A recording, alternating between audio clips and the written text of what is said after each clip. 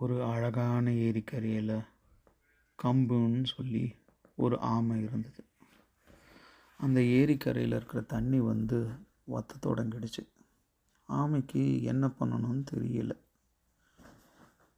அப்போது அங்கே வந்திருந்த கொக்குக்கிட்ட ஆமை போய் கேட்டுச்சு, என்ன நீங்கள் 2 பேரும் இங்கே வந்திருக்கீங்க? அப்போது அந்த கொக்கு ஆமைகிட்ட சொல்லிச்சு, நாங்கள் அதுக்காக தான் நாங்கள் நினச்சோம், வேறு ஏரிக்கரையை பார்த்துருக்கோம், ரொம்ப பெருசாகவும் இருக்குது, அழகாகவும் இருக்குது, அங்கே போயிடலான்னு நினைக்கிறோம். ஆனால் உன்னை எப்படி கொண்டு போகிறதுன்னு தான் தெரியல. இந்த ஏரியும் வறண்டு போதே, ஏதாவது பண்ணுங்களேன், என்னையும் கொண்டு போங்களேன். அப்போது என்ன பண்ணணுன்றது தெரியல, நாங்கள் யோசித்து பார்க்குறோன்னு சொல்லிட்டு கொக்குங்க சொல்லிச்சு. கொக்கு யோசித்து இருந்தப்போ ஆமை திருப்பி ஒவ்வொரு நாளும் கேட்டுகிட்டே இருந்தது. கொக்கும் திரும்பி சொல்லிச்சு, நாங்கள் யோசிச்சிட்ருக்கோம், ஏதாவது யோசனை வந்தால் நாங்கள் சொல்லுறோம் சொல்லிச்சு. ஆமை எப்படி நம்ம புது இடத்துக்கு போக போகிறோம், இந்த இடத்துல இருக்கிற வரைக்கும் கொஞ்ச நாளாக ஜாலியாக இருக்கலாமே சொல்லி நினச்சிட்டு இருந்தது.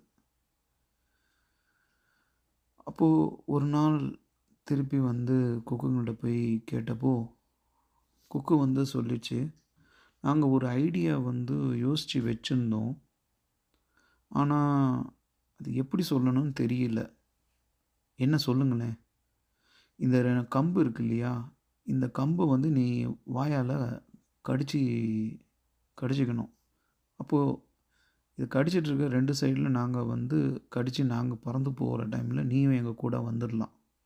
ஐயா ஜாலி, நான் இது ஒத்துக்கிறேன், நான் பண்ணுறேன். நான் ஒன்று ஞாபகம் வச்சுக்கோ, வாயை எந்த காரணத்தை கொண்டு நீ திறக்கக்கூடாது. சரி சரி, டெஃபினட்டாக நான் அப்படியே பண்ணுறேன். ஆமை அந்த கம்பை பார்த்தது, நல்லா கடிச்சிக்கிறான். 2 கொக்கும் 2 சைடு பிடிச்சிக்கிடுச்சு. ஆமையும் கடிச்சிக்கிடுச்சு. கொஞ்ச நாள் பயிற்சி பண்ணிக்கிட்டாங்க. ஆமைக்கு ரொம்ப மகிழ்ச்சியாக இருந்தது, நம்ம ஒரு நாள் இந்த இடத்த விட்டு போக போகிறோம்னு சொல்லிட்டு. ஒரு நாள் அந்த நாள் வந்தது. ஆமையை சொன்ன மாதிரி கம்பு பிடிக்க வச்சு 2 சைட்லேயும் கொக்கு பறந்து போச்சு. பறந்துட்டு போயிட்டே இருக்கும்போது கீழே வில்லேஜிலேருந்து பார்க்குறவங்க, இது என்ன, இது புது விதமாக இருக்கே, இது என்ன பறவை, அது அசிங்கமாக இருக்குது, ஆனால் எப்படி பறக்க முடியுது, கொஞ்சம் ஊத்துட்டே பார்த்துட்டு இருந்தவங்க இன்னொரு வில்லேஜ் சொன்னாங்க, ஐயோ அது ஆமை, அது பறவை இல்லை. இப்படி சொல்லி கத்தி ஆட ஆரம்பித்த உடனே ஆமைக்கு ரொம்ப கோபம் வந்துடுச்சு. என்ன அசிங்கமான அது இதுன்னு சொல்லிகிட்ருக்கீங்க, உங்களை நான் என்ன பண்ண போகிறேன் பாருன்னு சொல்லிட்டு வாயை திறந்து அவங்கள பார்த்து கத்துறதுக்காக வாயை திறந்தது பாருங்கள்.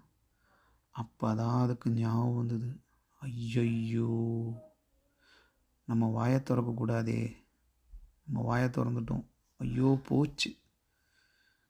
ஆனால் கொக்காலும் ஒன்றும் பண்ண முடியாதே, அது நினச்சி என்ன ஆகிறது. ஆமை கீழே போய் விழுந்துடுச்சு. விழுந்த ஆமையை கிராமத்துக்காரங்க விட்டுருவாங்களா, கல்லாலேயே அடித்து அதை கொன்னுட்டாங்க. ஆமைக்கு என்ன பண்ணணும்னு தெரியல, தப்பு பண்ணதை நினச்சிக்கிட்டே செத்து போயிடுச்சு.